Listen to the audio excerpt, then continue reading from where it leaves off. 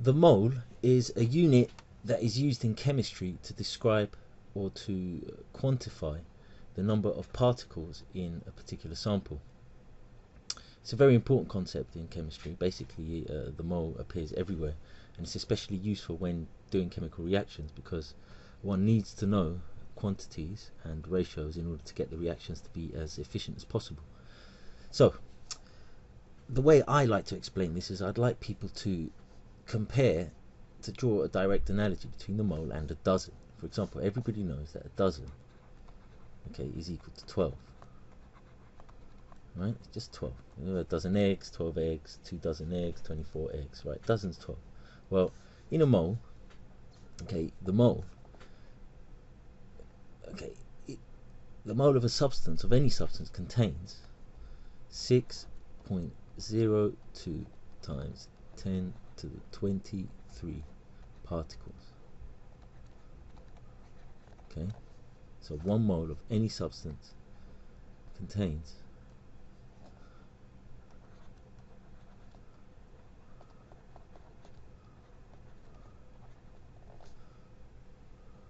1 mole of anything, okay, contains 6.02 times 10 to 23 particles. If you have a mole of feathers, you'd have 6.02 times 10 to 23 feathers. That's an enormous number, that is. That number there is known as Avogadro's number, okay, named after a gentleman called Amadeo Avogadro. Okay, and normally the symbol they use for that is Na. It's Avogadro's number. So this relationship, okay, takes on much more meaning when you realize that the relative atomic mass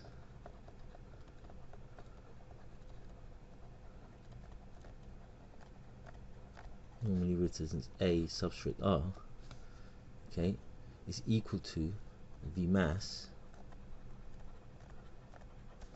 in grams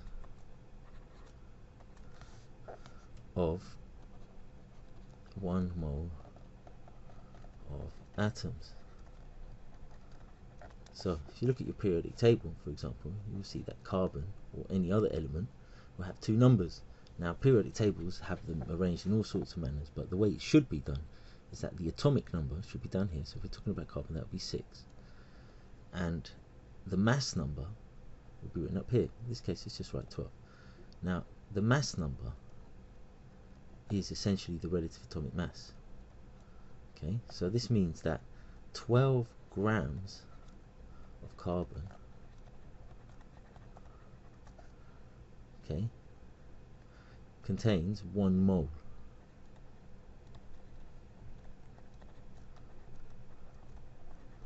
of carbon atoms.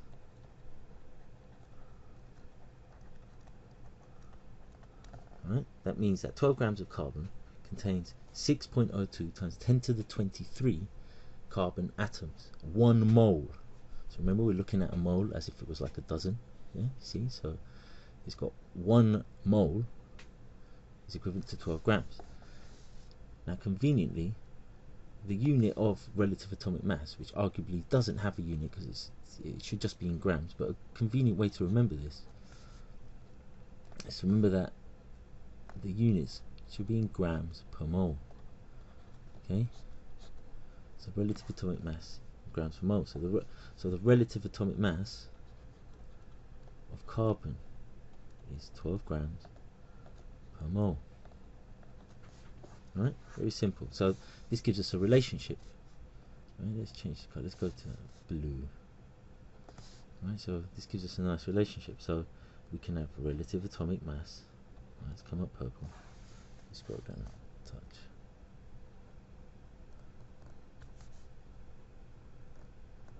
Relative atomic mass equals, write out the equation.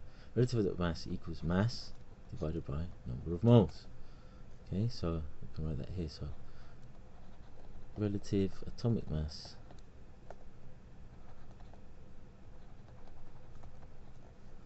I don't like the look of that.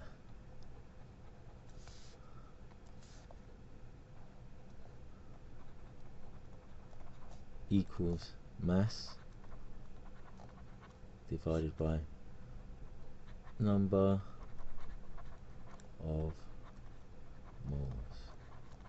Okay, so AR equals M over N. Okay, mass in grams, moles in mole. Okay, so that's M, N, okay, and AR is relative atomic mass. See? Alright, so you have to be able to use this equation. So just a quick example. So look, you could be asked to calculate how many moles. So calculate the number of moles in, right, so we could say 24 grams of carbon. Well, that's very simple. We know that 1 mole of carbon, okay, is 12 grams per mole, right? 1 mole of carbon is 12 grams. Relative to mass carbon is 12 grams. So therefore, if we want to plug it into the equation, we just say the number of moles is equal to the mass we have divided by the mass of 1 mole. Okay, so it's 24 divided by 12 equals 2 moles. Right, very simple. Right, we'll do another one. So imagine we had